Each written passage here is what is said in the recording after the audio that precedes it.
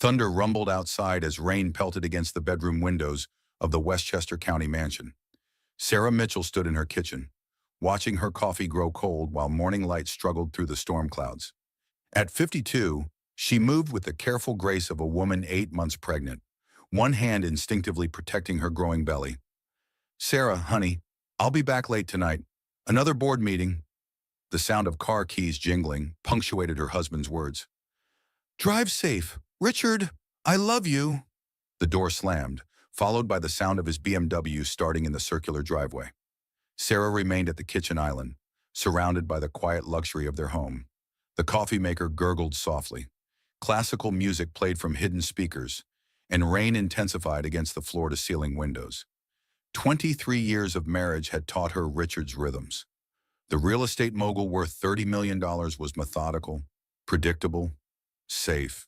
These qualities had attracted her when they met at a charity gala in Manhattan. He represented stability after her chaotic childhood, with an alcoholic father and absent mother.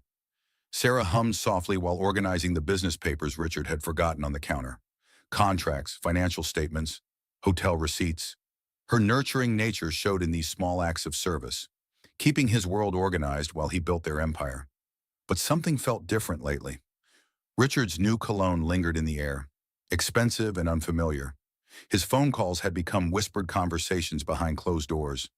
Weekend business trips to nearby cities seemed more frequent, yet his local meetings appeared to be decreasing. As she gathered the scattered papers, a hotel room keycard fell from between the documents. The Grand Plaza Hotel. Sarah's heart rate quickened as recognition washed over her. The same hotel where they had honeymooned 23 years ago. The same hotel where Richard had promised to love and cherish her forever. Why would he need a hotel room 30 minutes from home? Sarah held the keycard up to the light, as if examining it more closely might reveal an innocent explanation. Business meetings happened in hotels all the time. Client dinners, conference rooms. Her rational mind provided reasonable explanations, but her intuition whispered warnings she did not want to hear. She thought about the past few months of their marriage. Richard's excitement when they discovered the unexpected pregnancy had seemed genuine. His gentle hands on her growing belly, his promises about being a better father this time around. Their daughter Jessica was grown and married, living in California with her own family. This baby represented a second chance for both of them. But the late nights had increased since her second trimester began. The mysterious phone calls, the new attention to his appearance. Richard had always been well-groomed, but lately he seemed to spend more time in front of the mirror, trying on different shirts, asking her opinion about cologne. Sarah placed the keycard on the granite countertop and stared at it. The Grand Plaza Hotel, room 407. The numbers were printed in gold foil against the black plastic. Her phone buzzed with a text message from her best friend Melissa. "Coffee later, need girlfriend time before this baby arrives, and you disappear into mommy mode for the next 18 years? Sarah smiled despite her growing unease. Melissa had been her anchor through every major life event since college. Her rapid-fire speech and blunt honesty provided the perfect counterbalance to Sarah's more measured approach to life. She typed back, "Yes, need to talk. Something strange happened this morning." The rain continued to pound against the windows as Sarah moved through her morning routine. Prenatal vitamins with orange juice. Light stretching exercises recommended by her doctor. Checking items off her baby preparation list. The nursery was nearly complete, painted in soft yellow with white furniture and carefully chosen decorations. Richard had been genuinely excited about preparing the space. He had assembled the crib himself, insisting he wanted to build something with his own hands for their child. He had hung the mobile, positioned the rocking chair near the window, and spent hours discussing names while they folded tiny clothes together. How could the man who created that sacred space be hiding hotel room keycards in his briefcase? Sarah tried to push the thought away, but it lingered like the storm clouds outside. 23 years of marriage had taught her to trust her instincts, even when they led to uncomfortable questions, especially when they led to uncomfortable questions. The clock on the mantelpiece chimed 10 times. Richard would not return until late evening, giving her the entire day to investigate or worry herself into premature labor. Neither option appealed to her, but doing nothing felt impossible. She picked up the keycard again, turning it over in her hands. The hotel's phone number was printed on the back in small text. She could call and ask about the room. She could drive to the hotel and see if Richard's car was in the parking lot. She could confront him directly when he returned home. Or she could trust the man she had loved for more than 2 decades and assume there was an innocent explanation. Sarah placed the keycard in her purse and headed upstairs to get dressed for her coffee date with Melissa.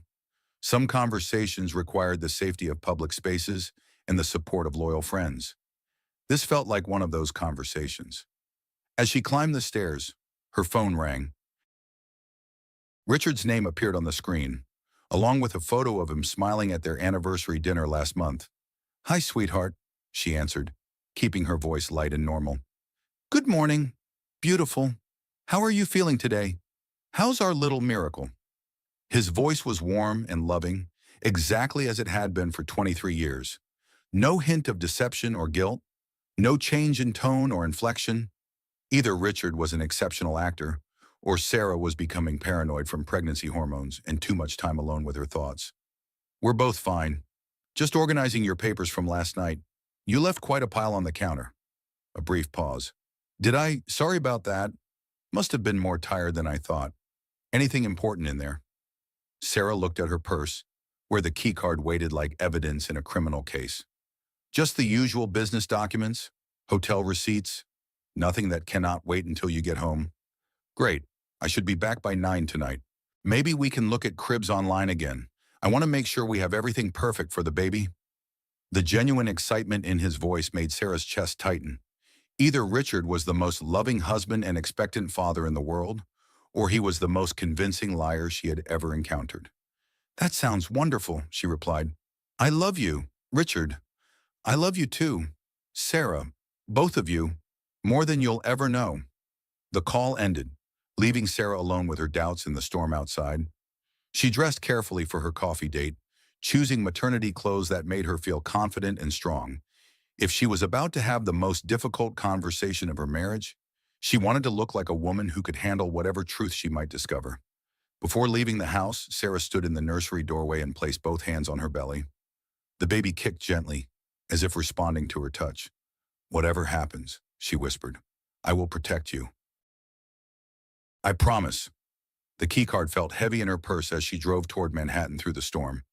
Every mile brought her closer to answers she might not want to hear. But 23 years of marriage had taught her one crucial lesson. The truth always revealed itself eventually. The only choice was whether to discover it actively or wait for it to destroy everything passively. Sarah chose action, even though it terrified her. 3 hours later, Sarah drove through Manhattan traffic toward the small cafe where she and Melissa met monthly. The storm had passed, leaving the city washed clean and gleaming under unexpected sunshine. She parked carefully, mindful of her growing belly and the slippery streets.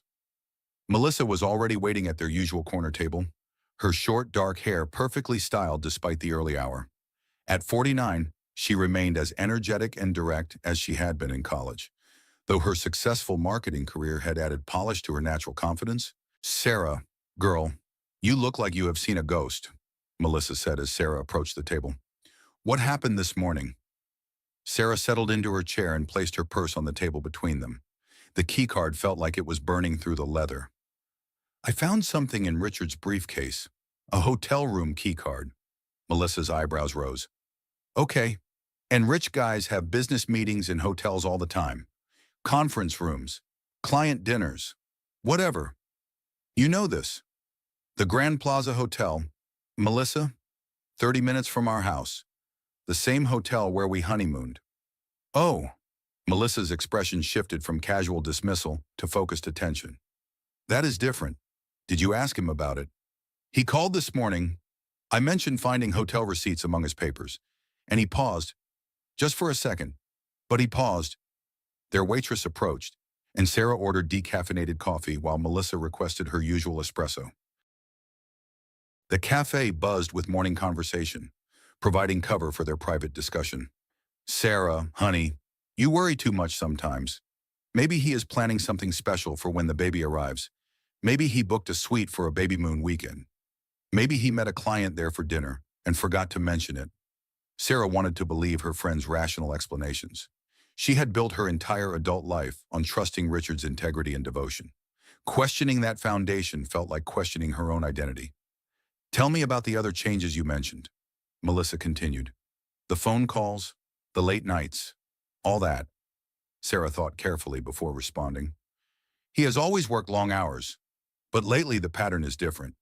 He used to call throughout the day, checking in, sharing funny stories from meetings.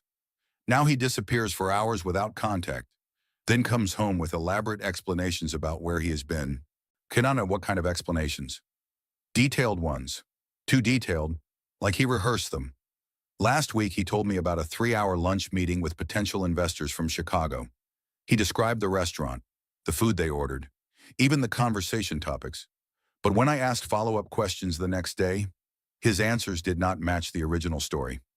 Melissa leaned forward, her marketing instincts engaged. People who lie often over-explain to sound more credible. It is actually a red flag in client presentations. What else? New cologne, expensive clothes I did not recognize. He has always been well-dressed, but lately he seems to be trying harder, and his phone behavior has changed completely. How so? He used to leave it charging in the kitchen overnight. Now he takes it to bed and keeps it face down on his nightstand. He used to answer calls in front of me. Now he steps outside or goes into his office and closes the door. Their coffee arrived, providing a momentary break in the conversation. Sarah added cream and sugar while organizing her thoughts. Speaking her concerns aloud made them feel more real and more frightening. Sarah, these could all be innocent explanations. Maybe he is planning a surprise for you. Maybe work stress is making him more private. Maybe he is worried about being a good father and overcompensating in other areas of his life. Maybe, Sarah agreed. But my instincts are telling me something else. And after 23 years of marriage, I trust my instincts. Melissa studied her friend's face carefully. What are you thinking about doing? I do not know yet. Confront him directly. Call the hotel, hire a private investigator. Whoa, slow down. You are 8 months pregnant with your husband's baby. This is not the time for dramatic confrontations or private investigators. Take a breath and think logically. Sarah appreciated Melissa's practical approach, but logic felt insufficient when her entire world might be crumbling. What would you do if you were in my situation? Honestly, I would probably do exactly what you are doing. Drive myself crazy with worry, analyze every conversation for hidden meanings, and eventually work up the courage to demand answers. They sat in comfortable silence for several minutes, watching pedestrians hurry past the cafe windows. Sarah thought about her life with Richard, searching for signs she might have missed or misinterpreted. Their courtship had been traditional and romantic. Richard had pursued her patiently, winning over her skeptical friends and her overprotective older sister. He had proposed on the anniversary of their first date, with a ring he had designed specifically for her. Their wedding had been elegant and intimate, surrounded by family and close friends. The early years of marriage had been blissful. Richard built his real estate empire while Sarah managed their home and raised Jessica. She had been content with traditional gender roles, finding fulfillment in supporting Richard's ambitions and creating a stable family environment. But perhaps that contentment had made her complacent. Perhaps she had stopped paying attention to changes in their relationship dynamics. Perhaps she had been so focused on being the perfect wife that she had forgotten to be a vigilant partner. Remember when Jessica was born? Sarah asked suddenly. Of course. You called me from the hospital at 3 in the morning, crying because you had never been so happy and terrified at the same time. Richard missed her first steps because of a business deal in Chicago. I told myself that providing for our family was more important than being present for every milestone. I convinced myself that his absence demonstrated love, not neglect. Melissa nodded. And now you are wondering if you were naive. I am wondering if I have been naive for 23 years. If I created a fantasy version of my marriage that allowed me to ignore obvious warning signs? Sarah, even if Richard is having an affair, that does not mean your entire marriage was a lie. People change. Circumstances change. Middle-aged men sometimes make stupid decisions that have nothing to do with their wives. The possibility of an affair hung between them like a physical presence. Neither woman had spoken the word directly, but both understood the implications of secret hotel rooms and changed behavior patterns. What if he is? Sarah asked quietly. What if my husband is having an affair while I am carrying his child? Then you deal with it. You make decisions based on what is best for you and the baby. You do not let anyone, including Richard, make you feel like you deserve betrayal or abandonment. Sarah's phone buzzed with a text message. Richard's name appeared on the screen, along with a photo of a beautiful wooden rocking chair. Found this antique rocker at an estate sale. Perfect for the nursery. Cannot wait to show you tonight. Love you both. The message was sweet, thoughtful, and exactly the kind of gesture that had characterized their relationship for 2 decades. Sarah showed the screen to Melissa, who read it with a puzzled expression. This is not the behavior of a man who is planning to leave his pregnant wife, Melissa observed. This is the behavior of a man who is excited about becoming a father. Unless he is overcompensating for guilt, unless buying baby furniture makes him feel better about betraying his family, or unless you are overthinking this entire situation because pregnancy hormones are making you paranoid. Sarah wanted to believe her friend's assessment, but the keycard in her purse felt like concrete evidence of deception. Hotel rooms required explanations, especially hotel rooms at romantic locations 30 minutes from home. I need to know the truth, Sarah said finally. For my own peace of mind and for this baby's future, I cannot raise a child while wondering if my marriage is built on lies. Okay, Melissa agreed, but promise me you will be careful. Promise me you will not do anything dangerous or impulsive. Promise me you will think about the baby first. I promise. Sarah finished her coffee and gathered her purse. But I also promise myself that I will not ignore my instincts anymore. If something is wrong, I need to know. If nothing is wrong, I need proof. They hugged goodbye outside the cafe, and Sarah drove home through the sunny afternoon. The storm had passed, but another one might be brewing. This time, it would not be a weather system she could wait out safely indoors. This time, the storm might be coming from inside her own home. That evening, Richard returned with the antique rocking chair and infectious enthusiasm about the nursery. His excitement seemed genuine, his affection unchanged, his attention focused entirely on Sarah and their unborn child. But the keycard remained in her purse, a small piece of plastic that might hold the power to destroy everything she had spent 23 years building. Every woman who has ever loved someone knows that moment when your heart wants to believe, but your mind starts keeping score. Sarah had reached that moment, and she could not go back to innocent trust, no matter how much she wanted to.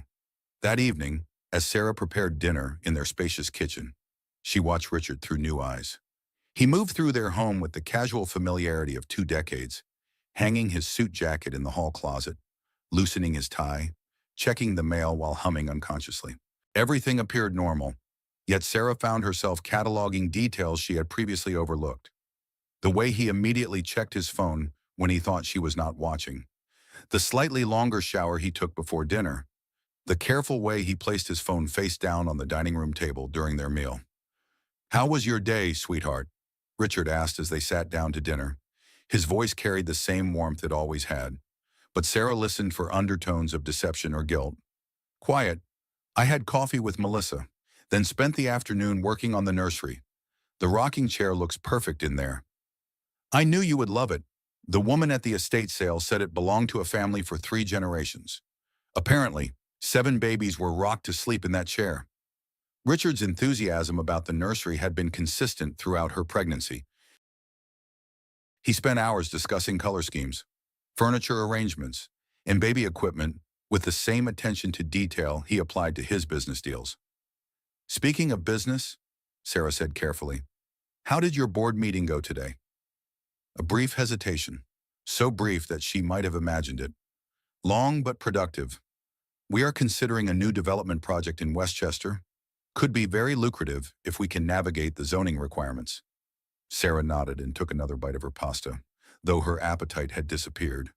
Richard's explanation sounded rehearsed, just like the elaborate stories Melissa had described. Too much detail, too confidently delivered.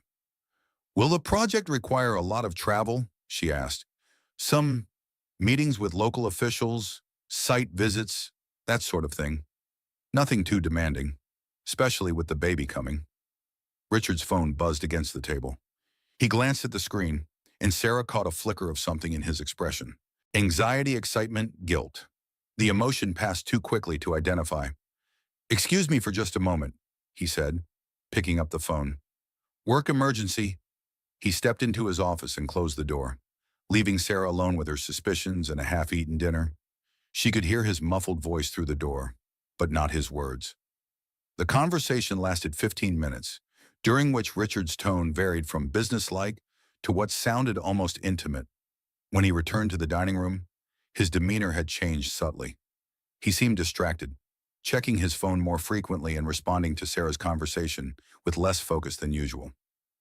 "Everything okay with work?" she asked. "Yes, just some complications with a potential investor.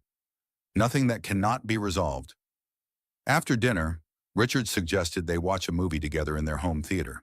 Sarah agreed, hoping the familiar routine might ease her growing anxiety. They settled onto their comfortable leather sofa. Sarah curled against Richard's side while he absently stroked her hair. But even this intimate moment felt different. Richard's attention seemed divided, his responses to the movie delayed, his phone lighting up periodically with notifications he tried to check without Sarah noticing. During a particularly quiet scene, Sarah heard Richard's phone vibrate with a text message. The preview appeared briefly on the lock screen before he could grab it. "Missing you already? Tonight was magical." Whinny. Sarah's heart stopped. She kept her eyes on the television screen, trying to process what she had just seen while maintaining the appearance of normalcy. Richard quickly turned his phone face down. But the damage was done. Tonight was magical. The message implied an intimate evening, not a business meeting, and it was signed with a single initial V. Sarah's mind raced through possibilities. Victoria Valerie Vanessa. The name mattered less than the obvious implication.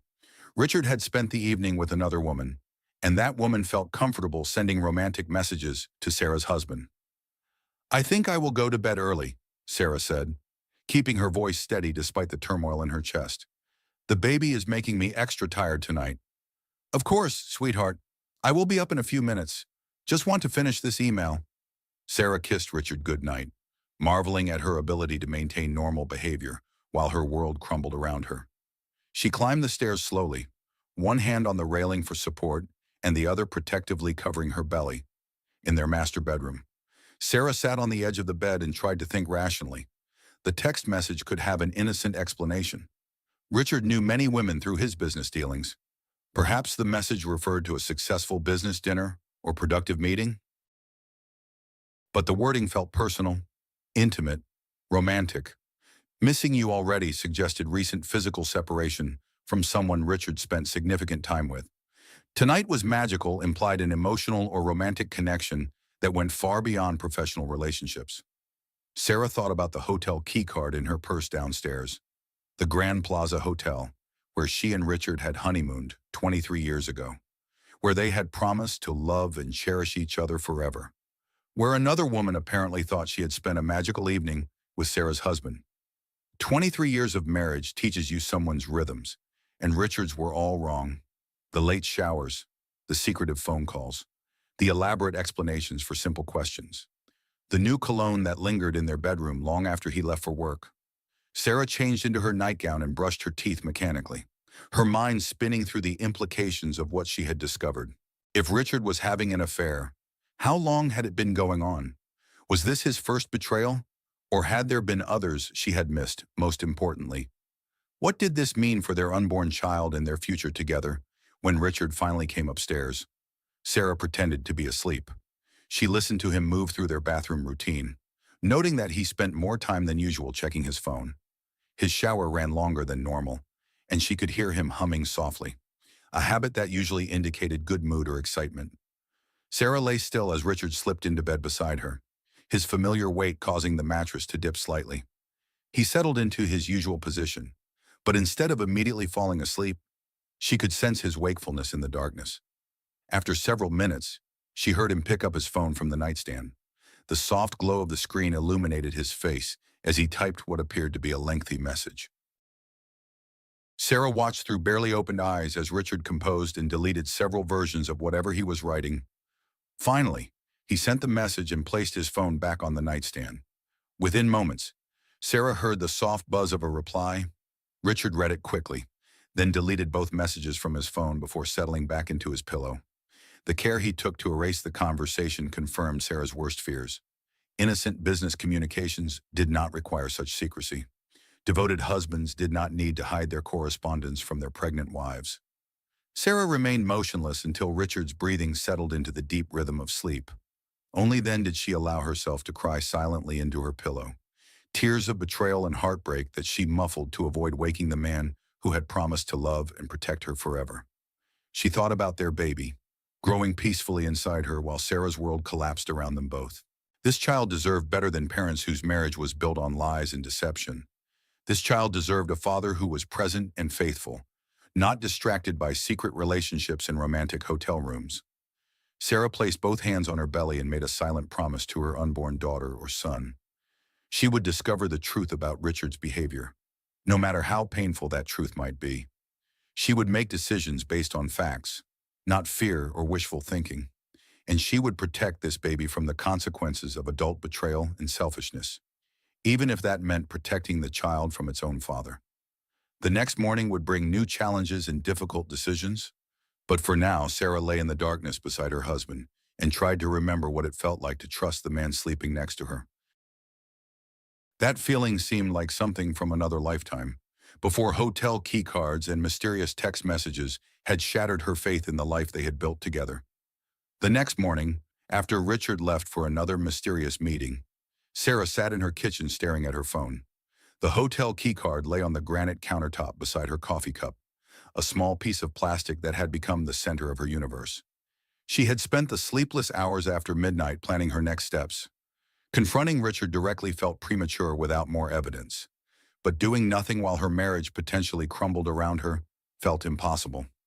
Sarah picked up her phone and dialed Richard's office number. Janet, his longtime secretary, answered on the second ring with her usual professional cheerfulness. Mitchell Development. This is Janet speaking. Hi, Janet. This is Sarah Mitchell. I hope I am not bothering you. Mrs. Mitchell. Never a bother. How are you feeling? When is that baby due? 6 weeks to go, and I am feeling well. Thank you.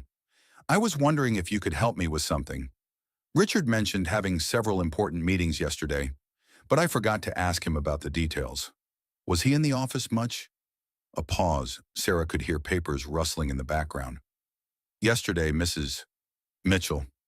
Mr. Mitchell told me he would be working from home with you all day. He canceled his Tuesday afternoon appointments and rescheduled his Wednesday morning conference call.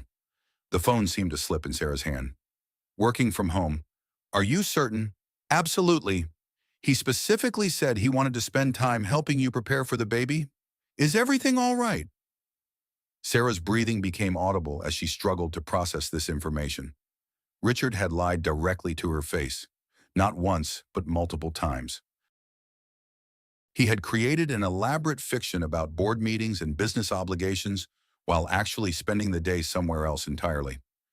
Everything is fine, Janet. I must have misunderstood. Thank you for your help. Sarah ended the call and sat staring at her phone screen. The evidence was becoming undeniable. Richard had lied about his whereabouts, received romantic text messages from someone identified only as V, and possessed a hotel room keycard he had not mentioned to his wife. Her phone rang, startling her from her thoughts. Melissa's name appeared on the screen. Sarah, honey, I have been thinking about our conversation yesterday. How are you feeling today? Worse, Sarah admitted. Much worse. I just called Richard's office to confirm his meetings yesterday, and Janet told me he canceled everything to work from home with me. But he was gone all day. Oh, Sarah, I am so sorry. What are you going to do? I need to know the truth. Mel, for my own sanity and for this baby's future, I cannot live in this uncertainty anymore. What do you need from me? Sarah appreciated her friend's immediate support without judgment or false reassurance. Do you know any private investigators? Someone discreet and professional? Actually, yes. My divorce attorney recommended someone when I was going through my own nightmare with David, Detective Martinez. He specializes in these kinds of situations, and he is completely confidential. Can you give me his number? Sarah, are you sure about this? Once you open that door, you cannot close it again. Once you know the truth, whatever it is, your marriage will never be the same. My marriage is already not the same, Sarah replied. I just need to understand what it has become. Melissa gave her the phone number, and Sarah called immediately before she could change her mind. Detective Martinez answered with a gravelly voice that somehow conveyed both professionalism and compassion. Mrs. Mitchell, Melissa gave me a brief overview of your situation. I handle these cases every day, and I understand how difficult this decision must be for you. How long does it usually take to get answers? In most cases, 48 to 72 hours. Are you prepared for what we might find? Sarah thought about her unborn child, her 23 years of marriage, and the life she had built on assumptions that might be completely false. Detective Martinez, I am 8 months pregnant, and my husband is lying to me about where he spends his days. I am prepared for anything that helps me understand my situation. I will need some basic information. Your husband's full name, vehicle description, typical schedule, and any specific concerns or evidence you have already discovered. Sarah provided the requested details, including the hotel keycard and the mysterious text message. Detective Martinez listened without judgment, asking clarifying questions that demonstrated his experience with similar cases. Mrs. Mitchell, based on what you have told me, I should have preliminary information within 48 hours. I will call you as soon as I have something concrete to report. After ending the call, Sarah sat in her empty house and tried to process what she had just done. She had hired a private investigator to spy on her husband. The woman who had spent 23 years being the perfect supportive wife had just taken the first step toward potentially destroying her marriage. But the alternative, living in uncertainty while raising a child with a man she could no longer trust, felt worse than knowing the truth, no matter how painful that truth might be. Sarah spent the rest of the day trying to maintain normal routines while her mind raced with possibilities. She folded baby clothes, organized the nursery, and prepared dinner with mechanical precision. When Richard called to check on her, she managed to sound normal and loving despite the investigation she had set in motion. "How was your day, sweetheart?" he asked. "Quiet and restful. I spent some time in the nursery and had a nice conversation with Melissa. How were your meetings?" "Productive but exhausting. I should be home by 7 for dinner." "I will see you then. I love you." Richard, "I love you too." Sarah, "Both of you." The conversation felt like a performance, with both of them playing roles they had perfected over 2 decades. But Sarah now suspected that Richard's performance might be hiding something much darker than she had ever imagined. That evening, Richard arrived home with flowers and apologies for being late. His behavior seemed normal, even loving, but Sarah found herself analyzing every word and gesture for signs of deception. During dinner, she mentioned her phone call to his office. "I called Janet today to ask about scheduling your birthing class reminder on your calendar, and she mentioned you had cleared your schedule yesterday to work from home. That was so sweet of you, even though you ended up having to leave for meetings anyway." Richard's fork paused halfway to his mouth for just a moment before he continued eating. "Did she? I guess I forgot to mention that the meetings came up last minute, emergency situations that could not wait." Another lie, delivered smoothly and without apparent guilt. Sarah nodded and smiled as if she believed him completely. Of course, business emergencies always seem to happen at the worst times. After dinner, they watched television together, but Sarah's attention was focused on Richard's behavior rather than the program. He checked his phone frequently, always tilting the screen away from her view. When it buzzed with notifications, he immediately silenced it without reading the messages. Around 10 o'clock, Richard excused himself to take a business call in his office. Sarah could hear his voice through the closed door, but the tone sounded more personal than professional. The conversation lasted nearly 30 minutes, during which Richard's voice ranged from businesslike to what sounded almost tender. When he returned to the living room, Richard seemed distracted and slightly agitated. "Everything okay?" Sarah asked. "Just some complications with the Westchester project. Nothing that cannot be resolved with a few strategic meetings." "Will that require more travel?" "Possibly. I might need to be out of the office more frequently over the next few weeks." Sarah nodded as if this explanation made perfect sense, while mentally noting that Richard was already laying the groundwork for more absences, more opportunities for mysterious meetings and romantic hotel room encounters. That night, as they prepared for bed, Sarah watched Richard's nighttime routine with new awareness. He spent extra time in the bathroom, emerged wearing cologne, and placed his phone on his nightstand with the screen facing down. When they settled into bed, Richard reached for Sarah with familiar affection, but she found herself unable to respond naturally to his touch. How could she be intimate with a man who might be betraying their marriage? How could she trust his whispered endearments when he was likely whispering similar words to another woman? "Are you feeling all right?" Richard asked, sensing her withdrawal. "Just tired. The baby is active tonight." Richard placed his hand on Sarah's belly and smiled when he felt the baby kick. "Our little fighter. I cannot wait to meet this child." The genuine love in his voice confused Sarah more than outright coldness would have.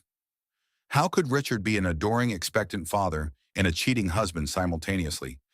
How could he compartmentalize his life so effectively that betrayal and devotion coexisted without apparent conflict? Sarah fell asleep wondering if she would ever understand the man she had married, or if 23 years of marriage had been built on an illusion she was only now beginning to see through. Tomorrow would bring more answers from Detective Martinez. Tomorrow would move her closer to the truth she both needed and dreaded to discover. 48 hours felt like 48 years. Sarah moved through her daily routines mechanically, her mind constantly focused on Detective Martinez and what he might be discovering about her husband's secret life. She attended her prenatal yoga class, met with her obstetrician, and prepared for the baby's arrival, all while anxiety gnawed at her like a physical ache. Thursday morning brought her weekly prenatal appointment with Dr. Patricia Chen, who had been her physician for 15 years. Dr. Chen's calm professionalism and gentle manner had guided Sarah through her pregnancy with Jessica, and now this unexpected late-in-life baby. "Everything looks perfect. Sarah," Dr. Chen said as she reviewed the ultrasound images. "Baby's heart rate is strong, growth is exactly on track, and your blood pressure is good despite the stress you mentioned feeling lately." "About that stress," Sarah began carefully, "how much can emotional turmoil affect the baby?" Dr. Chen set down her clipboard and studied Sarah's face with the attention of someone who had counseled thousands of women through pregnancy complications. "Moderate stress is normal during pregnancy and usually does not harm the baby. But chronic severe stress can sometimes lead to complications. What kind of emotional turmoil are you experiencing?"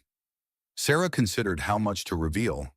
Dr. Chen was bound by patient confidentiality, but discussing her marital problems with Richard's golf partner's wife felt risky. Marriage stress, nothing dangerous, just uncertainty about some major life decisions. "Are you sleeping well?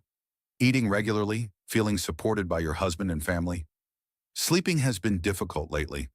My mind races at night, and I am not sure how much support I can count on from Richard right now."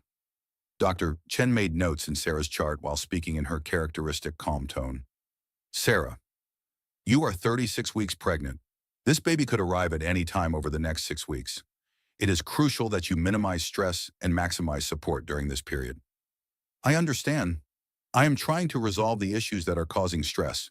"Good. And Sarah, if you need professional counseling or support services, I can provide referrals.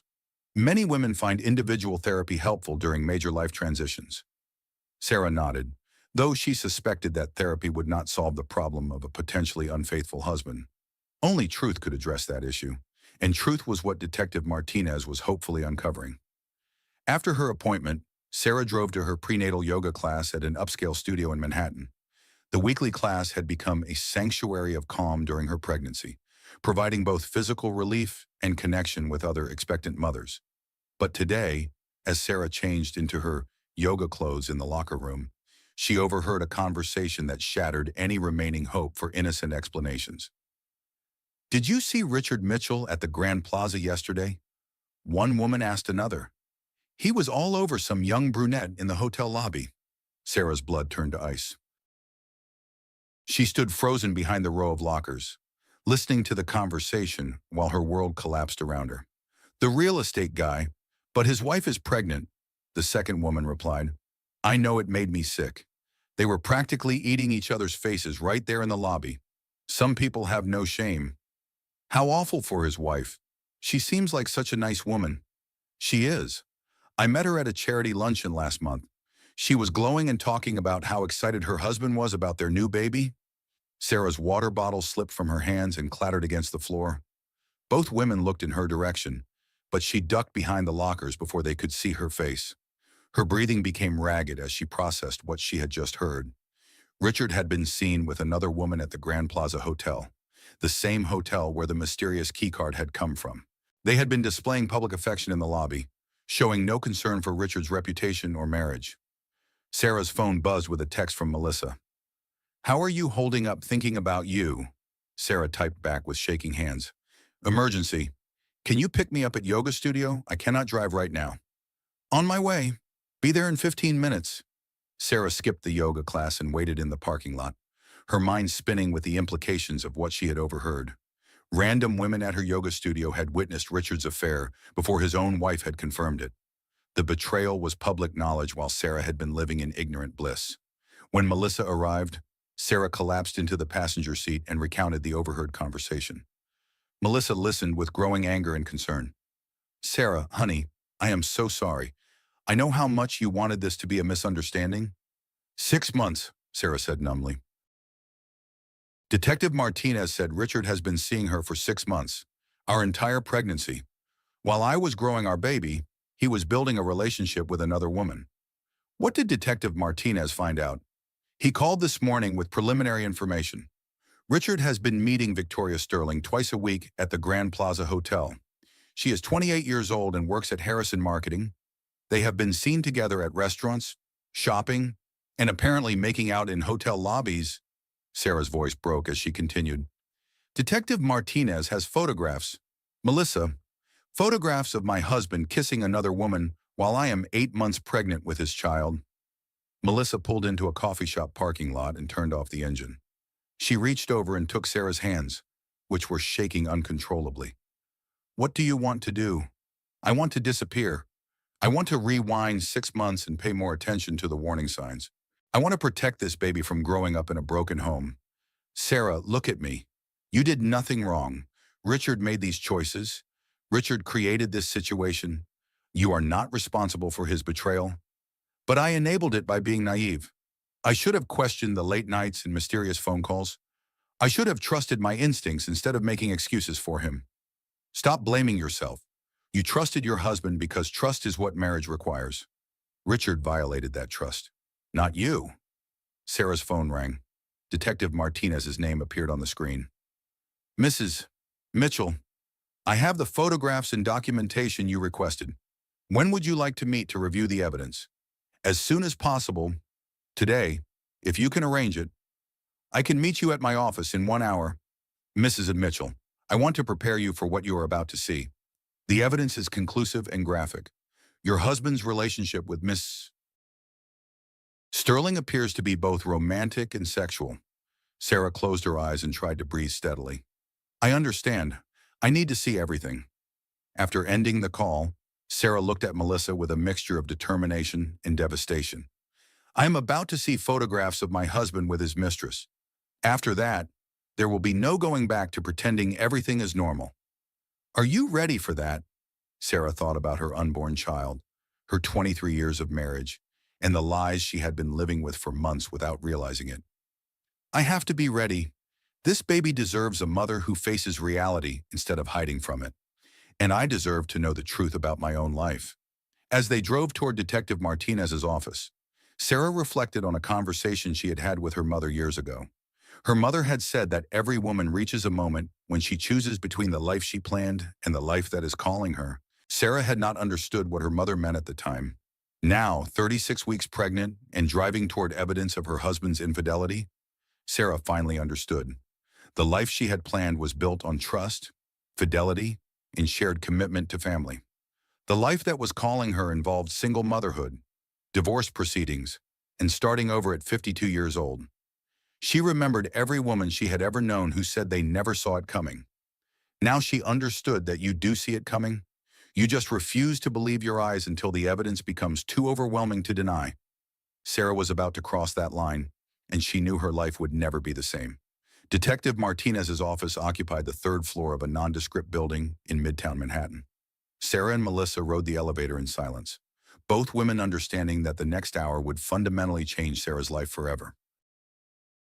Detective Martinez was a compact man in his 50s with kind eyes and the bearing of someone who had delivered difficult news many times before. His office was spartanly furnished but professional, with certificates and commendations covering one wall. Mrs. Mitchell, please have a seat. I want to review my findings with you before showing you the photographic evidence. Sarah settled into a leather chair while Melissa took the seat beside her for moral support.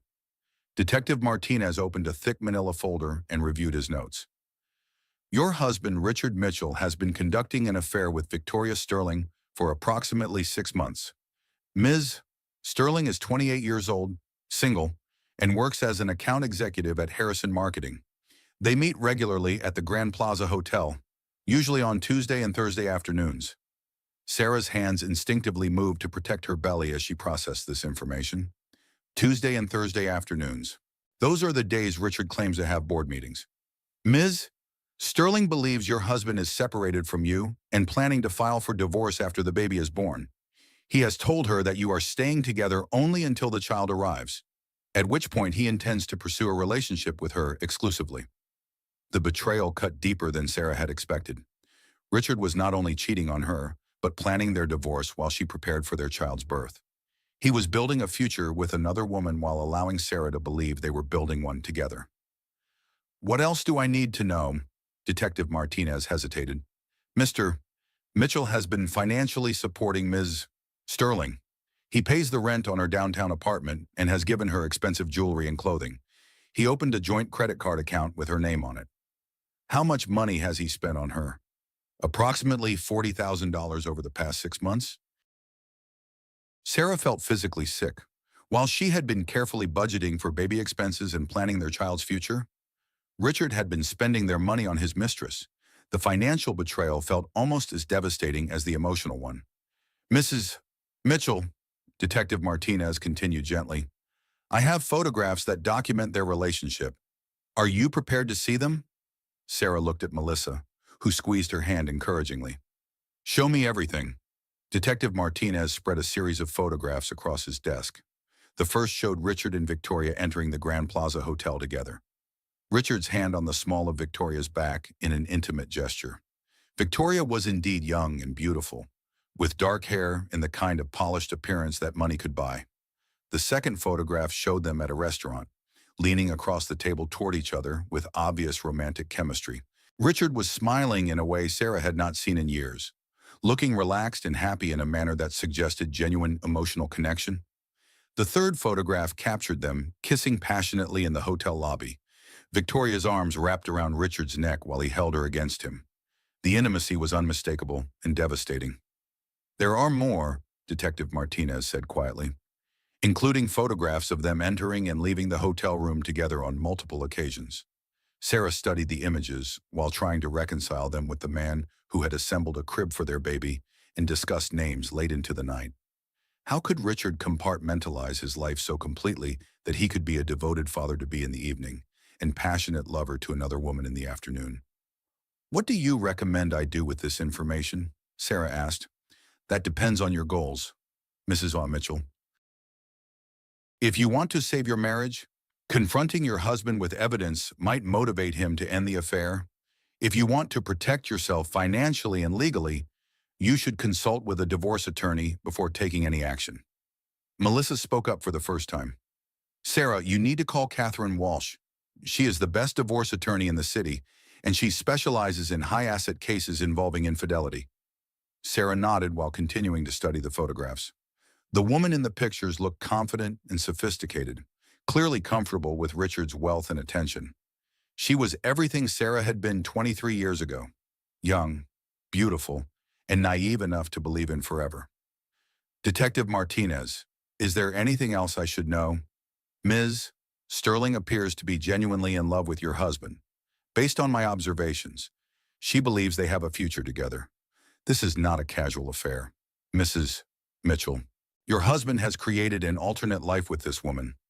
The words hit Sarah like physical blows. Richard had not simply strayed from their marriage. He had built an entirely separate relationship, complete with emotional intimacy, financial support, and future planning. Sarah was not competing with a momentary lapse in judgment, but with a fully realized romance. Thank you for your thoroughness, Sarah said, gathering the photographs into a neat stack. How much do I owe you for your services? My retainer covers the initial investigation. If you need ongoing surveillance or additional documentation, we can discuss that separately. Sarah and Melissa left the detective's office with copies of all evidence and a clear understanding of Richard's double life. In the elevator, Melissa put her arm around Sarah's shoulders. How are you holding up? I feel like I have been living someone else's life for 6 months.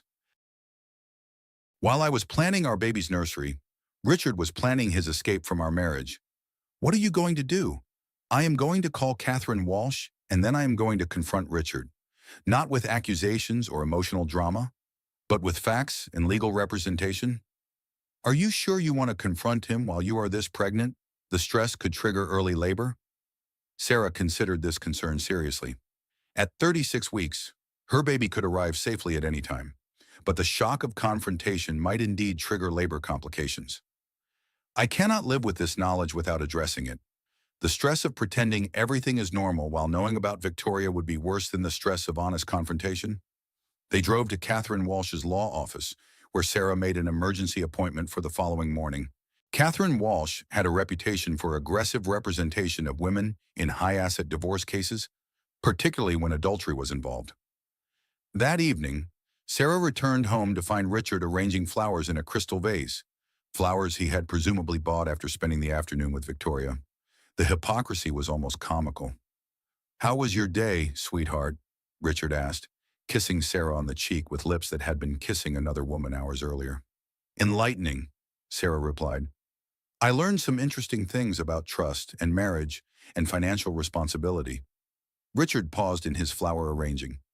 "Oh, what kind of things?" "The importance of honesty between spouses, the value of shared commitment to family goals, the devastating impact of betrayal on pregnant women and unborn children." "Sarah, you are starting to worry me." "Are you feeling all right? Is the baby okay?"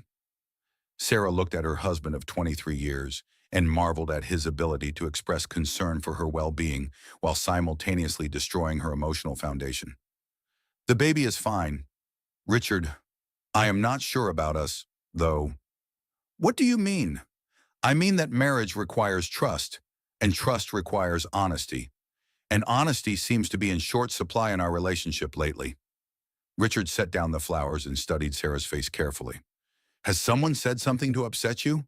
Has Melissa been filling your head with paranoid nonsense again?" The casual dismissal of her concerns and the automatic blame of her best friend confirmed everything Sarah had discovered about Richard's character. He was not just unfaithful, he was manipulative and dishonest in ways that extended far beyond his sexual betrayal. "No one has said anything that was not already obvious to anyone paying attention," Sarah replied. "I just wish I had been paying attention sooner." That night, Sarah lay in bed beside Richard while he slept peacefully, apparently untroubled by guilt or anxiety about his double life. She placed her hands on her belly and made silent promises to her unborn child about the kind of life they would build together, with or without Richard's participation. Tomorrow would bring legal consultation and strategic planning. Tomorrow would begin the process of reclaiming her life from the lies that had defined it for 6 months. But tonight, Sarah grieved for the marriage she thought she had and the future she had believed they were building together.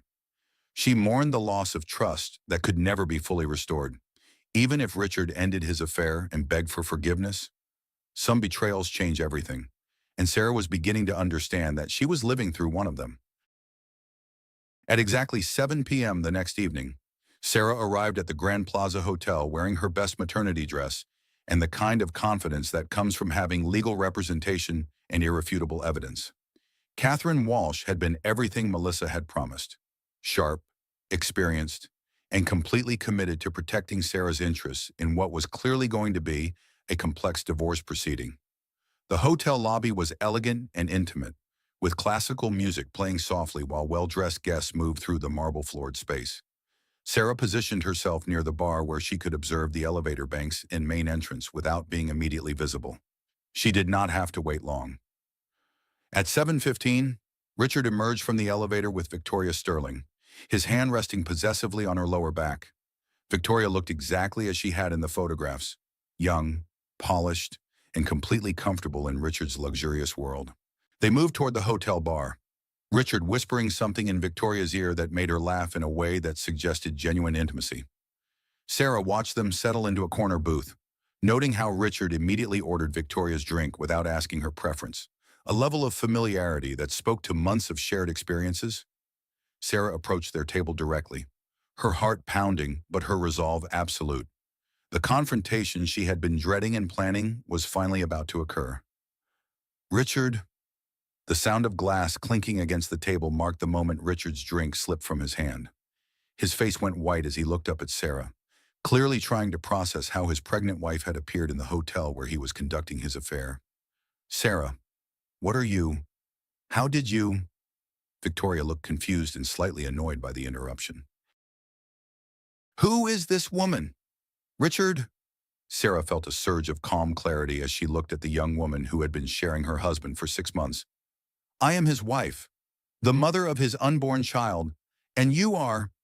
The conversations around them began to quiet as other hotel guests sensed drama unfolding. Richard's face flushed red as he realized their private affair was about to become a very public scene. Sarah, please, not here, Richard stammered. Let me explain. This is not what it looks like. Really? Sarah asked with surprising composure.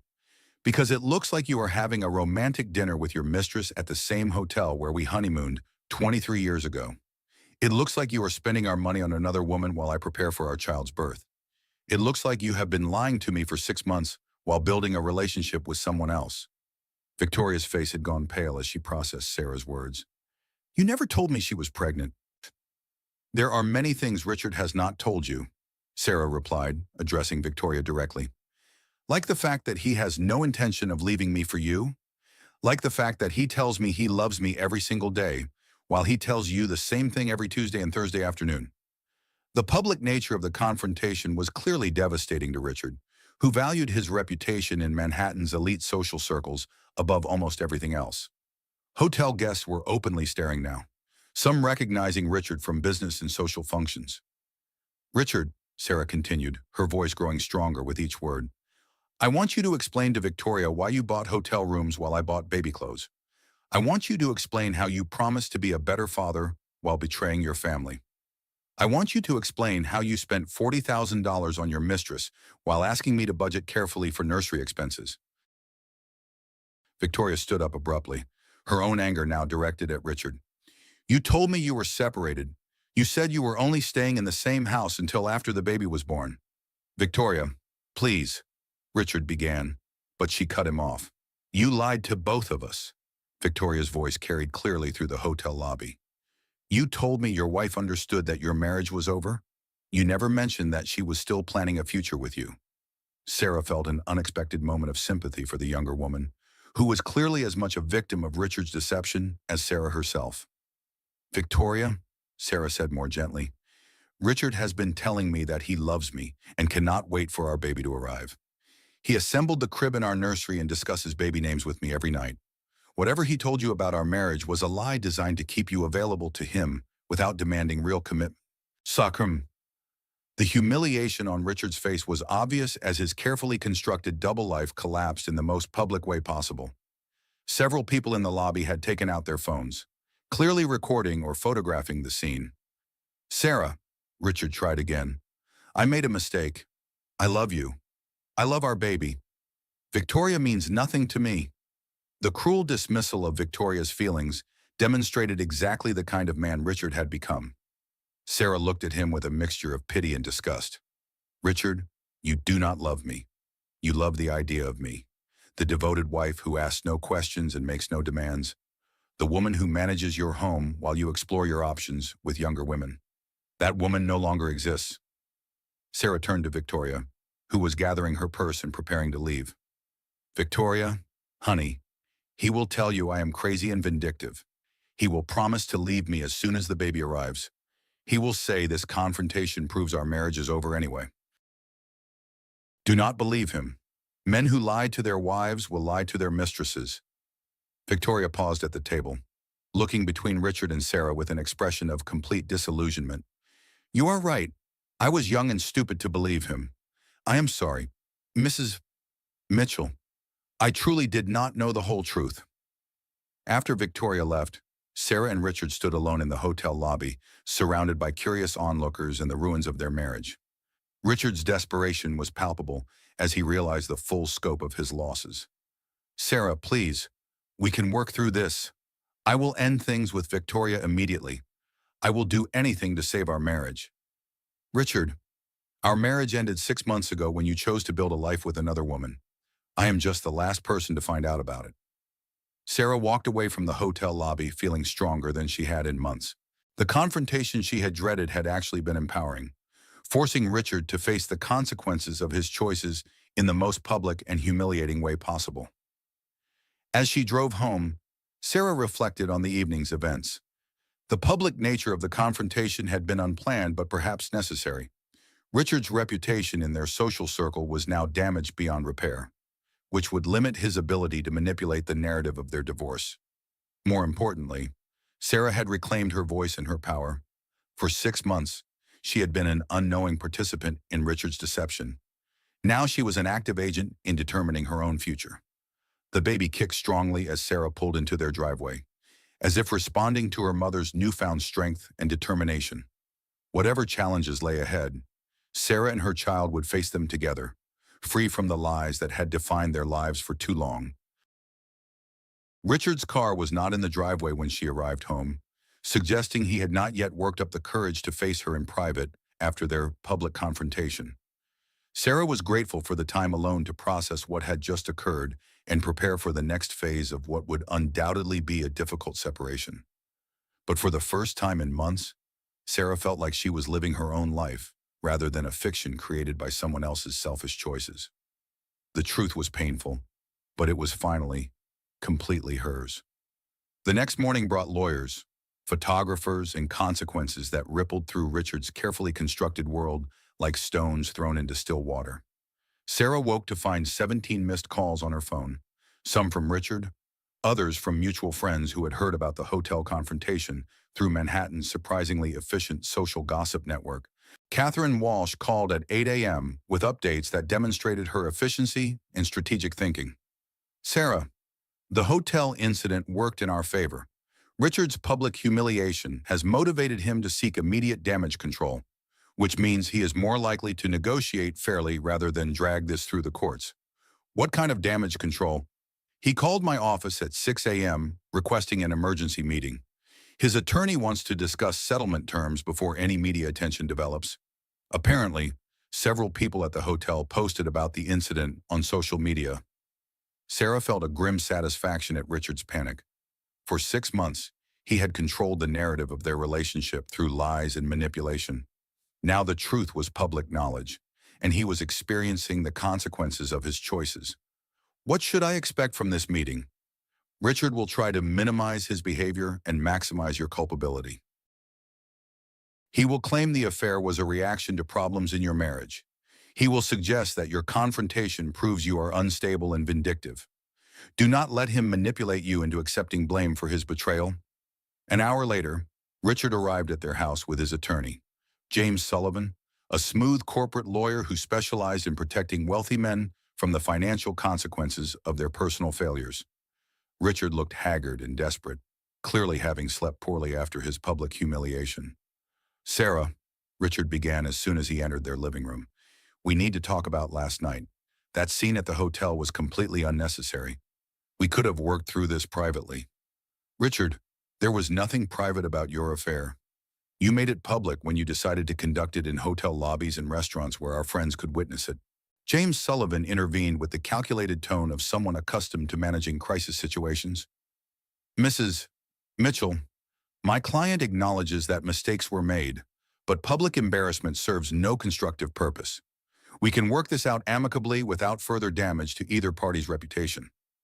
Catherine Walsh had arrived minutes earlier and now spoke with the confidence of someone holding all the strongest cards. Mr. Sullivan, your client created this situation through months of calculated deception and financial betrayal. We have photographs, hotel receipts, credit card statements, and witness testimony documenting his affair.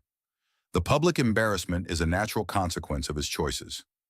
What do you want? Richard asked, directing his question to Sarah rather than the attorneys.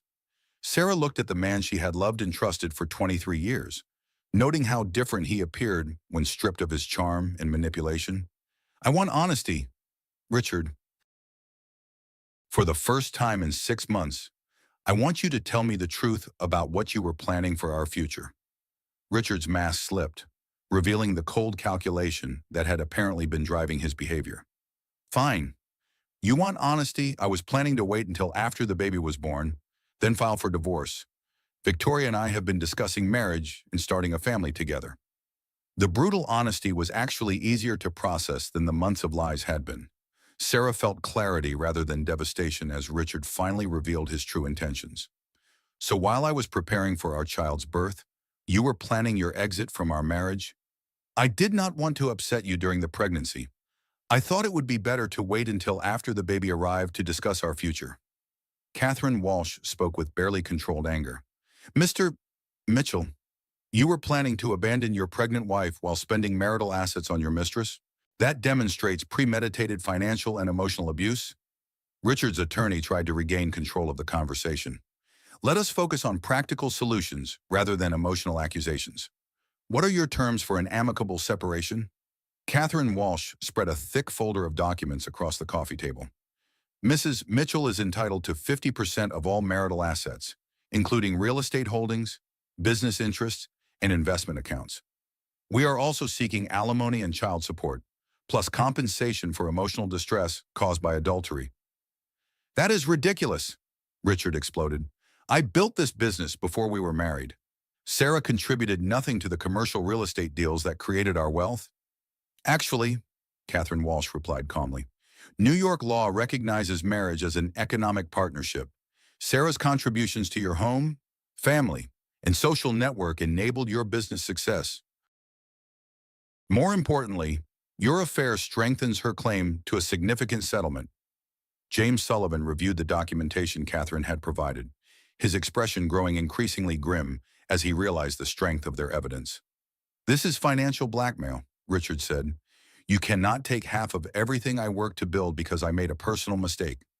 Sarah spoke for the first time in several minutes, her voice steady and clear.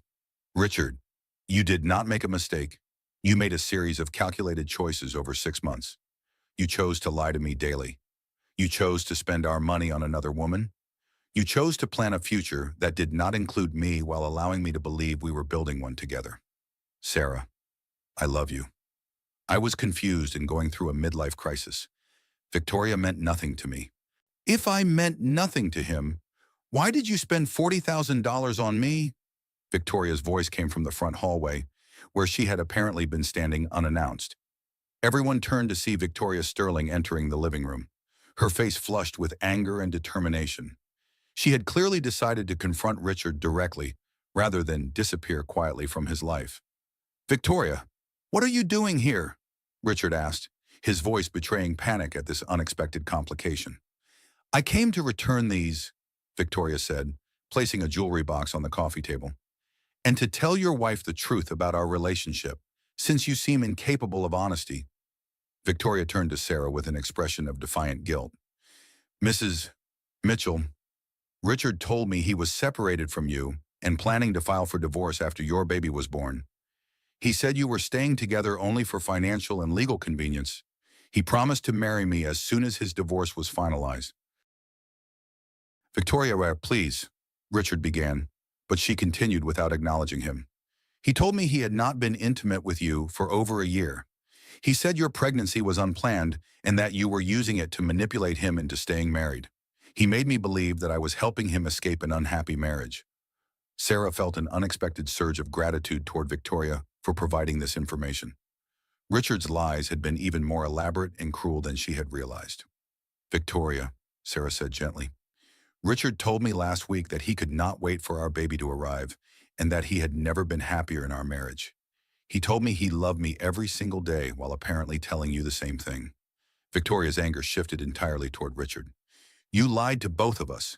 You made me complicit in destroying a pregnant woman's marriage by telling me it was already over." Richard's desperation was now complete as both women confronted him simultaneously with the full scope of his deception. "I was trying to protect everyone. I did not want to hurt either of you unnecessarily.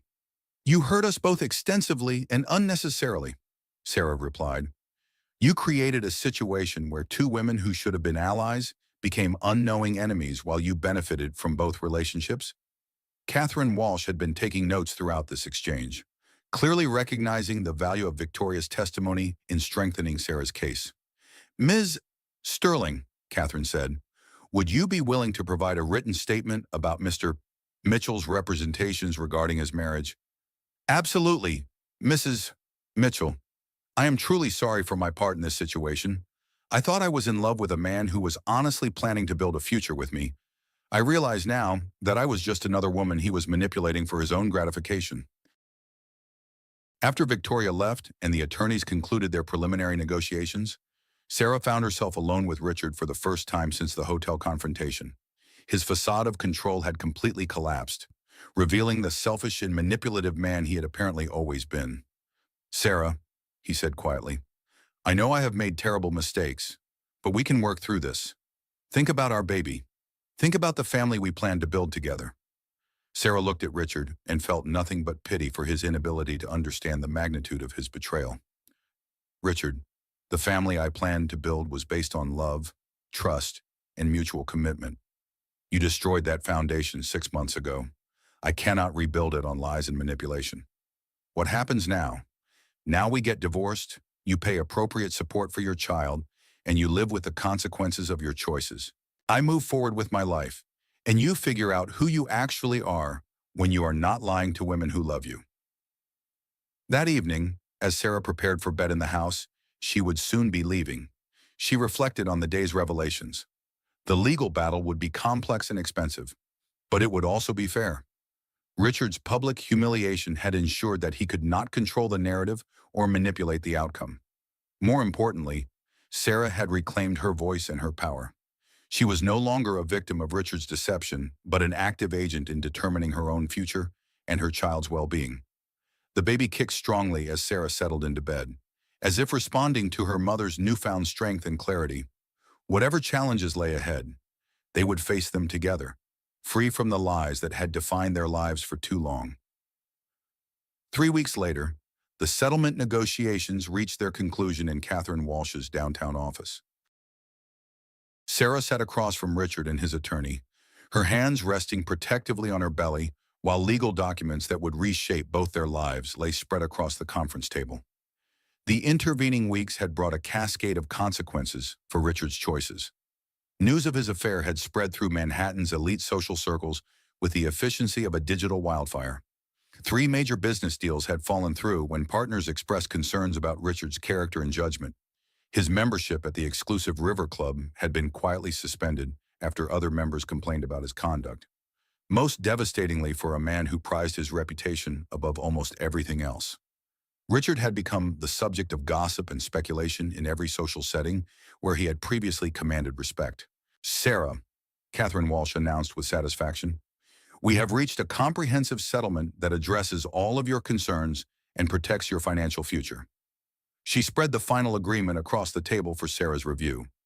You will receive the Westchester house, 50% of all marital assets including business holdings and investment accounts, plus substantial alimony and child support. The total value exceeds $12 million. Richard's face remained impassive, but Sarah could see the calculation behind his eyes. He was losing half of everything he had spent 20 years building, plus ongoing financial obligations that would continue for decades. Additionally, Catherine continued, Mr. Mitchell has agreed to establish a trust fund for your child's education and future needs, with an initial funding of $2 million. James Sullivan spoke with the resignation of someone whose client had no negotiating leverage remaining. Our client has also agreed to a comprehensive non-disclosure agreement regarding the circumstances of the divorce, and he will not contest custody arrangements. Sarah would have primary custody of their child, with Richard receiving reasonable visitation rights that could be modified if his behavior became detrimental to the child's well-being. The settlement also included provisions for protecting Sarah and the baby from any attempts at manipulation or harassment. Richard, Sarah said, addressing her soon-to-be ex-husband directly for the first time that day, I want you to understand something. This is not about revenge or punishment. This is about justice and protection. You made choices that betrayed our marriage and threatened our child's security. These consequences reflect the natural result of those choices. Richard's response revealed the arrogance that had probably always existed beneath his charming exterior. You think you have won something? Sarah, I will rebuild everything within 5 years. You will be a single mother struggling to raise a child while I create a new life with someone who actually appreciates what I have to offer. The words stung, but they also confirmed everything Sarah had learned about Richard's character over the past month. He remained incapable of accepting responsibility for his behavior or demonstrating genuine remorse for the pain he had caused. Richard, Catherine Walsh interjected coldly, I would advise you to be more careful with your statements. This settlement is generous considering the evidence we possess regarding your financial and emotional abuse of your wife. After the agreements were signed and the attorneys had concluded their business, Sarah left the law office feeling lighter than she had in months. The legal battle was over, and she had emerged with both financial security and personal vindication. Melissa was waiting in the lobby to drive Sarah home, her face bright with excitement about the settlement results. Girl, you did not just win, Melissa said as they walked toward the parking garage. You completely rebuilt yourself from the ground up. Look at you. You are glowing with confidence and strength. Sarah thought about Melissa's words as they drove through Manhattan traffic. The woman who had discovered that hotel keycard 4 weeks ago had been naive and trusting, willing to make excuses for obvious warning signs. The woman sitting in this car today was someone entirely different, informed, empowered, and completely in control of her own destiny. I spent 23 years trying to be the perfect wife, Sarah reflected. Now I get to discover who I really am when I'm not performing for someone else's approval. What does that look like? Sarah considered the question carefully. It looks like raising this baby in a home built on honesty instead of lies. It looks like making decisions based on my own values instead of someone else's expectations. It looks like teaching my child that love requires respect, and respect requires truth. They drove to Sarah's new attorney-recommended obstetrician for what would likely be one of her final prenatal appointments before delivery. Dr. Rebecca Martinez had been Catherine Walsh's suggestion, a physician who specialized in high-risk pregnancies and understood the unique stresses faced by women going through divorce while preparing for childbirth. Sarah, Dr. Martinez said after reviewing her latest ultrasound, your baby is perfectly positioned and could arrive any day now. More importantly, your blood pressure has improved significantly over the past few weeks. Resolving the stress in your marriage seems to have benefited both you and the baby. I feel stronger than I have in months, Sarah admitted. Even though my life is completely changing, I feel more stable than I did when I was living with uncertainty and lies. That is very common. Women often report feeling relieved rather than devastated when they finally address abusive or deceptive relationships. Your body was responding to chronic stress even when your mind was trying to ignore the warning signs. After her appointment, Sarah returned to the Westchester house that would soon be legally hers alone. She walked through the rooms she had shared with Richard for 20 years, noting how different the space felt now that it represented freedom rather than imprisonment. The nursery remained exactly as they had prepared it together, but now it symbolized hope rather than naive optimism. The rocking chair Richard had found at the estate sale would rock Sarah's baby to sleep while she built a new life based on honesty and self-respect. Sarah's phone rang as she stood in the nursery doorway. Victoria Sterling's name appeared on the screen, a development that surprised her. Mrs. Mitchell, Victoria said hesitantly, I hope you do not mind me calling. I wanted you to know that I have ended all contact with Richard, and I am seeking therapy to understand how I became involved in such a destructive situation. Victoria, I appreciate you calling. How are you doing? Better than I expected. My therapist helped me realize that Richard's treatment of both of us was a pattern of narcissistic abuse rather than a simple affair. He manipulated us both by controlling information and creating false narratives about our situations.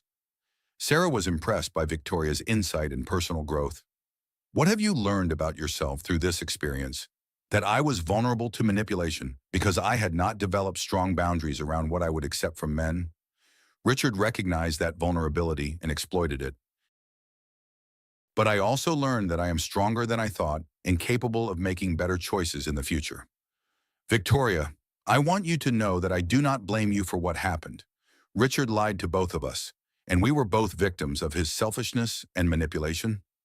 Thank you for saying that. I know some women would hate me forever for my role in destroying their marriage. My marriage was destroyed by Richard's choices, not yours.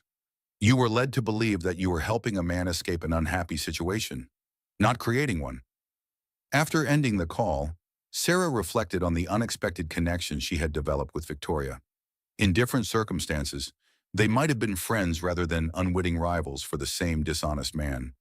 The next week brought a steady stream of visitors and supporters who had heard about Sarah's situation through their social network. Many of these women shared their own stories of betrayal and recovery, creating an informal support system that surprised Sarah with its warmth and wisdom. Margaret Henderson, the wife of Richard's former business partner, visited on a Thursday afternoon with homemade soup and valuable advice.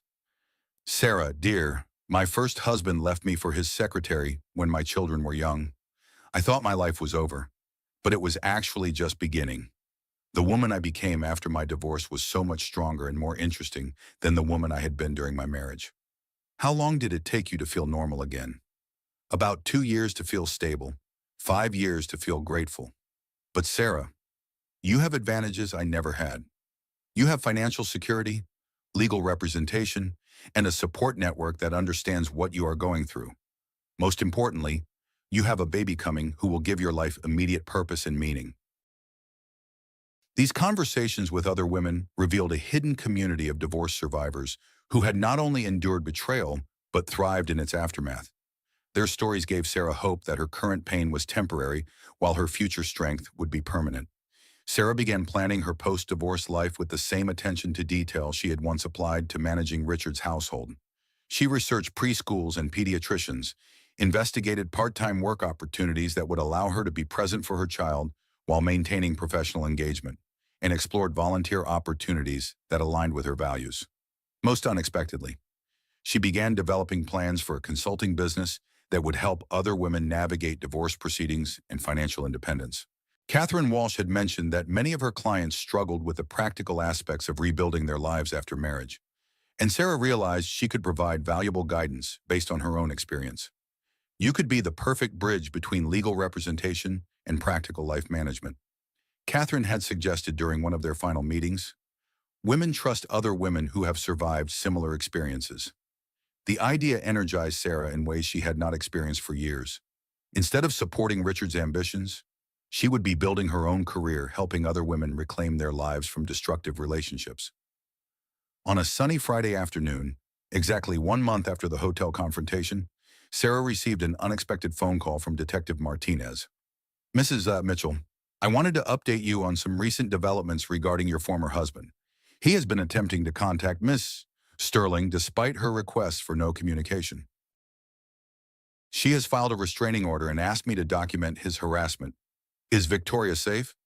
Yes, she has moved to a new apartment and changed her phone number. But this behavior suggests that Mr. Mitchell has not accepted the consequences of his choices and may continue trying to manipulate the women in his life. Sarah made a mental note to discuss this information with Catherine Walsh. If Richard was harassing Victoria despite their relationship being over, he might eventually direct similar behavior towards Sarah or their child. Detective Martinez, thank you for keeping me informed. If Richard's behavior escalates, please let me know immediately. Absolutely, Mrs. Mitchell. I have been doing this work for 20 years, and I want you to know that you handled this situation with exceptional courage and intelligence. Many women would have made different choices that protected them less effectively. As Sarah prepared for bed that evening, she reflected on the month that had transformed her life completely. The naive wife who had found a hotel keycard in her husband's papers had evolved into a confident woman who understood her own worth and refused to accept treatment that diminished her dignity.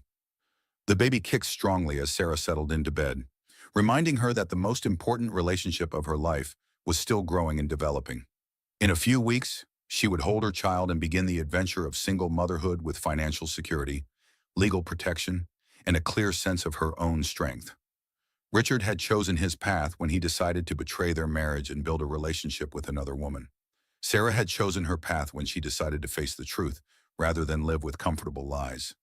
Both choices had consequences, but only Sarah's choice had led to justice, dignity, and hope for the future.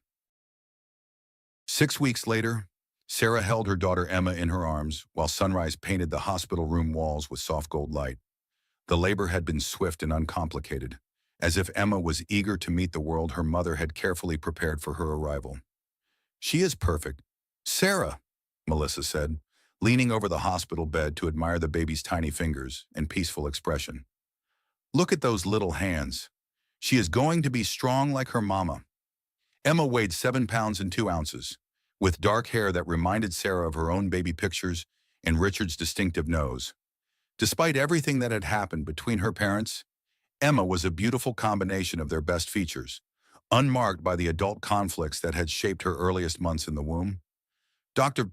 Martinez completed her final examination with professional satisfaction. "Perfect delivery, healthy baby, excellent recovery. You did beautifully, Sarah. Your body was ready for this baby, despite all the stress you have been managing." Sarah gazed at her daughter's face and felt a peace she had not experienced in months. This tiny person represented hope and possibility rather than disappointment and betrayal. Emma would grow up knowing that her mother had chosen courage over comfort, truth over convenience. "Has Richard been notified about the birth?" Melissa asked gently. Catherine called his attorney this morning. "Richard has the right to visit during designated hours, but he cannot stay overnight or make decisions about Emma's care." Sarah had mixed feelings about Richard's impending visit. Part of her wanted to protect Emma from any contact with a man who had proven himself selfish and manipulative. But another part recognized that Emma deserved the opportunity to know her father, even if that relationship would be limited and supervised. Richard arrived at the hospital that afternoon, carrying flowers and wearing an expression of nervous excitement that reminded Sarah of the man she had fallen in love with 24 years ago. He approached Emma's bassinet with genuine wonder, his face softening as he looked at his daughter for the first time. "She is beautiful, Sarah. Absolutely perfect." "She is healthy and strong," Sarah replied, keeping her voice neutral but not hostile. "The doctors say she will probably be able to go home tomorrow." Richard asked permission before touching Emma's tiny hand, a courtesy that surprised Sarah. When Emma's fingers curled around his thumb, Richard's eyes filled with tears that seemed genuine rather than performative. "I know I have lost the right to be part of your life, Sarah, but I want to be a good father to Emma. I want to support her and be present for important moments in her life." Sarah studied Richard's face carefully, looking for signs of manipulation or false sentiment. Instead, she saw what appeared to be authentic emotion and genuine commitment to their daughter. "Richard, being a good father means being consistent, honest, and putting Emma's needs before your own convenience. It means paying support reliably, showing up when you promise to be there, and never using her as a weapon against me. I understand. I know I have made terrible mistakes, but I love this baby. I want to do better for her than I did for our marriage." Sarah hoped Richard's promises were sincere, but she would judge his commitment by his actions rather than his words. Emma deserved a father who was present and reliable, not someone who disappeared when parenting became inconvenient or difficult. Over the next few days, as Sarah adjusted to life as a new mother, she was surrounded by support from unexpected sources. Victoria Sterling sent a beautiful flower arrangement with a card that read, "Congratulations on your new beginning. Emma is lucky to have such a strong mother." Margaret Henderson and several other women from Sarah's social circle organized meal deliveries and household help, creating a network of practical support that made the transition to single motherhood much easier than Sarah had anticipated. Most surprisingly, Sarah's own mother called from Florida, where she had been living since Sarah's father's death 5 years earlier. "Sarah, honey, I heard about your situation through Margaret. I am proud of you for having the courage to leave a marriage that was not serving you or your baby. I thought you would be disappointed that I could not make my marriage work. Sweetheart, I stayed married to your father for 35 years, despite his drinking and affairs, because I thought divorce was failure. But watching you choose truth over comfort makes me realize that sometimes leaving is the greatest success of all." The conversation with her mother provided healing that Sarah had not expected. For years, she had tried to be the perfect wife, partly to prove to her mother that marriage could be different from the chaos of her childhood home. Learning that her mother respected her choice to prioritize dignity over social expectations was liberating in ways Sarah was still processing. 2 weeks after Emma's birth, Sarah returned to the Westchester house that was now legally hers alone. She walked through the rooms while carrying Emma, mentally redesigning the space to reflect their new life together. Richard's office would become a playroom. The formal dining room would be converted into a home office where Sarah could develop her consulting business. The master bedroom would be redecorated in colors that Sarah loved, rather than the neutral tones Richard had preferred. Most importantly, the house would be filled with honesty and openness rather than secrets and manipulation. Emma would grow up in a home where difficult conversations were handled with respect rather than deception, where problems were addressed directly rather than ignored or hidden. Sarah's phone rang while she was nursing Emma in the nursery rocking chair. Catherine Walsh's name appeared on the screen. "Sarah, I have some interesting news. Richard's business partner contacted my office yesterday. Apparently, Richard's behavior over the past few months has damaged several important client relationships, and the partnership is being dissolved." What does that mean for Emma's support payments? Richard will still be able to meet his obligations, but his earning potential has been significantly reduced by the consequences of his personal choices. His reputation in Manhattan real estate circles has been severely damaged. Sarah felt no satisfaction at Richard's professional difficulties. His problems were the natural result of his own decisions, not something she had caused or desired. But she was relieved to know that his reduced circumstances would not affect Emma's financial security. "Catherine, I want to ask you about something else. I am thinking about starting a consulting business to help women navigate divorce and rebuild their lives afterward. Do you think there would be demand for those services?" "Sarah, that is a brilliant idea. I have clients every week who struggle with the practical aspects of life after divorce. Legal representation handles the financial and custody issues. But women still need guidance about rebuilding their daily routines, managing their emotions, and creating new identities outside of marriage. Would you be willing to refer clients to me once I get established?" "Absolutely. Sarah, you have turned your own painful experience into wisdom that could help hundreds of other women. That is the kind of transformation that creates lasting positive impact." As Sarah planned her business, she realized that Richard's betrayal had inadvertently given her something valuable: the motivation and credibility to help other women escape destructive relationships. Her experience with narcissistic abuse, financial manipulation, and public humiliation had taught her lessons that could benefit women facing similar challenges. 3 months after Emma's birth, Sarah spoke at a women's support group that met monthly at a community center in White Plains. She held Emma while addressing 20 women whose ages ranged from their 20s to their 60s, all of whom were navigating the aftermath of betrayal or divorce. "Ladies," Sarah began, "6 months ago, I thought my story ended when my marriage did. I was wrong. It was just the intermission. The second act is entirely up to us." She talked about the importance of trusting instincts, gathering evidence, and seeking professional help rather than trying to manage crisis situations alone. She discussed the value of building support networks with other women who understood the challenges of starting over after betrayal. Most importantly, she shared her realization that every woman has a moment when she chooses between the life she planned and the life that is calling her. The brave ones answer that call, even when the future is uncertain and frightening. "I plan to be married to Richard forever," Sarah concluded. "I plan to raise our children in a stable two-parent home built on love and trust. When I discovered that my plans were based on lies, I had to choose between continuing to live someone else's fiction or creating my own reality based on truth." After her presentation, several women approached Sarah with questions about her consulting services and requests for individual guidance.